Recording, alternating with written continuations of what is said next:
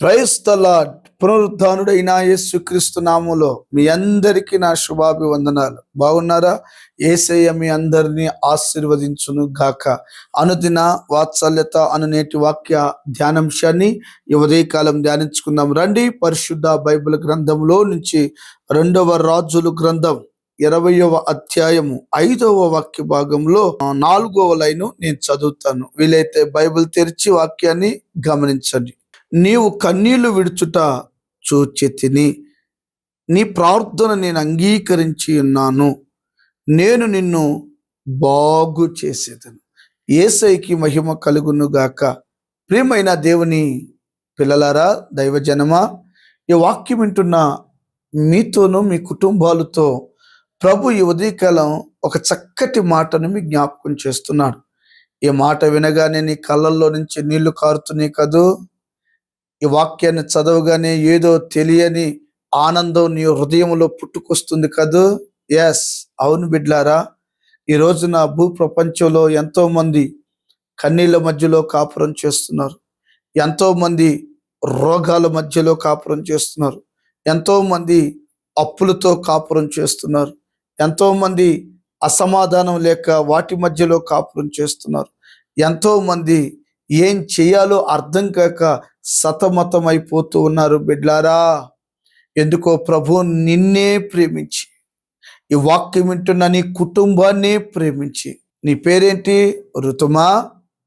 నీ పేరేంటి? ఏబు. తమ్ముడు సురేషు, తమ్ముడు రాజ్ ప్రకాష్. ఇలాగూ ఎంతమంది వాక్యం వింటున్నారో నాకు తెలియదు, కానీ ఈ వాక్యం వింటున్న ప్రతి వ్యక్తితో, ప్రతి బిడ్డతో, ప్రతి కుటుంబంతో ప్రభు అంటున్నాడు, నువ్వు కన్నీళ్ళు నేను చూస్తున్నాను, నీ గుండెల్లో ఉన్న వేదనను నేను చూస్తున్నాను. ఎందుకు తల్లడిల్లిపోతున్నావు? ఎవ్వరు లేరనా? నా అన్న వాళ్ళు పలకరించట్లేదనా? నువ్వు ఘోరమైన స్థితిలో ఉన్నావు, కానీ ఎవరు పట్టించుకోవట్లేదనా? చిన్నోడా, తల్లి, నేను ప్రకటించే దేవుడు నువ్వెవరో గుర్తుపట్టలేదా? ఎర్ర సముద్రము లాంటి శ్రమలను 2 పాయలుగా చీల్చగలిగిన వాడు, ప్రవాహముగా వస్తున్న యోర్దాను అలలను యాజకుని పాదాలు తాకగానే ప్రవాహముగా వస్తున్న నీరు వెనకకు మళ్లింప చేసిన వాడు, సర్వశక్తి కలిగిన దేవుడు ఈ ఉదయకాలం నీతోనే మాట్లాడుతున్నాడు. దేవునికి అసాధ్యమైనది ఏమైనా ఉన్నదా? క్వశ్చన్ మార్క్ వేసుకో. ఏదైనా నీవే చేయగలవయ్యా, నా జీవితములో యేసయ్యా.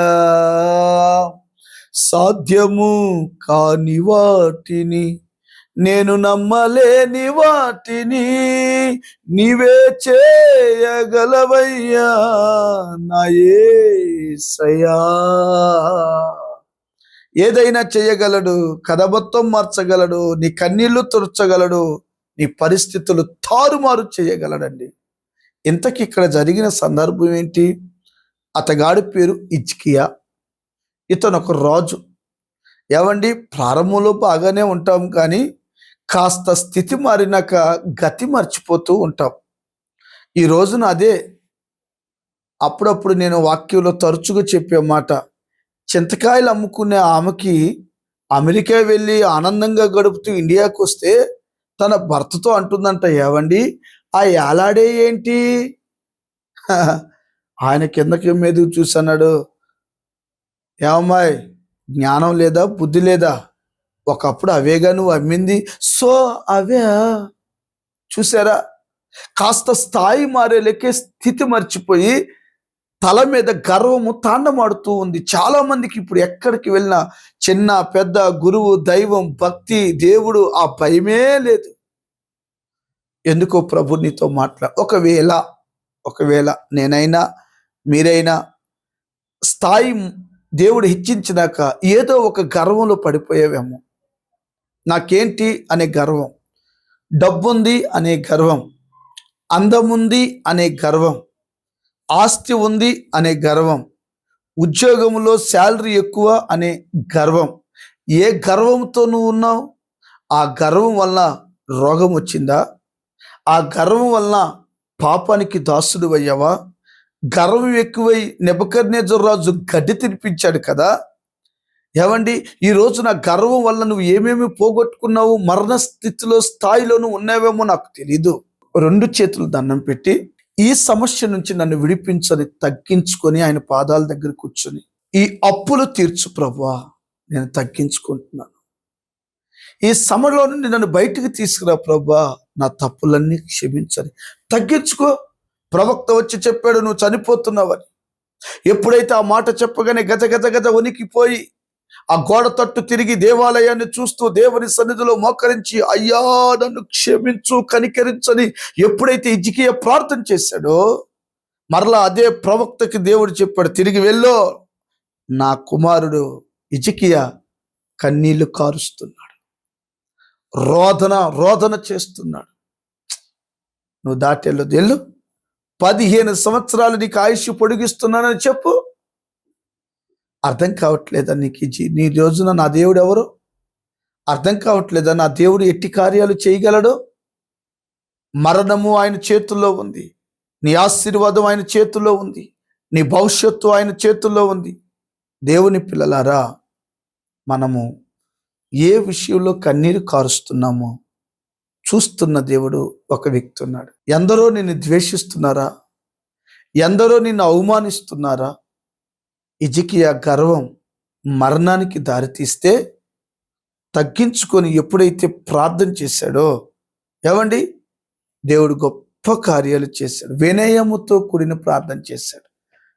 ఒక్క మాటలో చెప్పనా, ఇది కావాలి డాడీ, ఇది కావాలి మమ్మీ అని చిన్నపిల్లలు ఏమండి కింద పడి కొట్టుకులు ఆడుతున్నారు అనుకో, ఆ కన్నీళ్లు చూసిన తల్లి పరిగేసుకుంటూ వచ్చి కన్నీళ్లు తుడిచి వాడు కోరిన బహుమతి ఇప్పిస్తుంది. మీరు చెడ్డవారయుండి మంచి ఈవులను ఇస్తున్నారే మీ పిల్లలకి, పరలోకమందున్న తండ్రి, అరమరలేని తండ్రి, పిల్లలకు సమృద్ధిగా దీవెనలు ఇచ్చే తండ్రి, నీ కన్నీరు తుడిచి నీ నోటి నిండా నవ్విచ్చి నీ ప్రతి అవసరత ప్రభు తీర్చునుగాక. ఆమేన్. ప్రార్థన. ప్రేమ కలిగిన మహాపరిశుద్ధుడైన దేవా, ఈ వాక్యం వింటున్న బిడ్డలు ఎవరెవరు కన్నీళ్లతో ఉంటున్నారో, ఆ కన్నీళ్ళే అన్నపానాలుగా బ్రతుకుతున్నారో వారందరినీ జ్ఞాపకం చేసుకో. ఏమైనా తప్పిదములుంటే దయతో క్షమించి వినయముతో ప్రార్థన చేసి నీ పాదాలు పట్టుకొని దీవెనను పొందుకునే కృప దయచేయమని యేసు నామాన్ని అడిగి పొంది నాము తండ్రి. Amen. Thank you. God bless you. ప్రభు మిమ్మల్ని దీవించునుగా. అనేకులకు షేర్ చేయండి, తెలియపరచండి. ప్రభు మిమ్మలను బలపరచునుగాక.